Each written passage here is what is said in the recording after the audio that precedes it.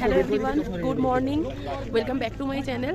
আজকে হচ্ছে আমাদের ডে 3তে আজকে আমরা আছি সোনমার্গে। আমরা সকাল সকাল বেরিয়ে পড়েছি শ্রীনগর থেকে সোনমার্গ যাওয়ার জন্য। আমরা যখন 8টার সময় বেরোই তখন প্রচন্ড কুয়াশা ছিল, একদম বাজে ওয়েদার ছিল। তো আমরা ভাবতে পারিনি সোনমার্গে এন্ট্রি করার সাথে সাথে যে এত সুন্দর রোদ দেখতে পাবো। আমরা যখন কাশ্মীরে গেলাম তখন ছিল নভেম্বর মাস। তো আমরা এই মাসে যাওয়ার কারণ হলো আমরা বরফ দেখার জন্য যাইনি, মেনলি আমরা সব জায়গাগুলো এক্সপ্লোর করার জন্য গেছিলাম। বরফ থাকলে সব জায়গাতে এন্ট্রি হয় না, কোনো জায়গায় স্নোফলের জন্য আটকে যায় বা অনেক প্রবলেম থাকে। তো আমরা মেইনলি গেছিলাম এক্সপ্লোর করার জন্য, যাতে সব জায়গাগুলো ঠিকঠাক ভাবে দেখতে পারি। আর সেই সাথে সুন্দর পাহাড়ি রাস্তা দেখতে দেখতে যাচ্ছি। আর এইসব ভিডিওগুলো যখনই দেখছি তখনই আমার মনে হচ্ছে যে পাহাড় আমাকে ডাকছে, আর আবারও পাহাড়ের কাছে ছুটে যেতে ইচ্ছা করছে। আর এত মারাত্মক ঠান্ডা ছিল সেটা তো বলার বাইরে।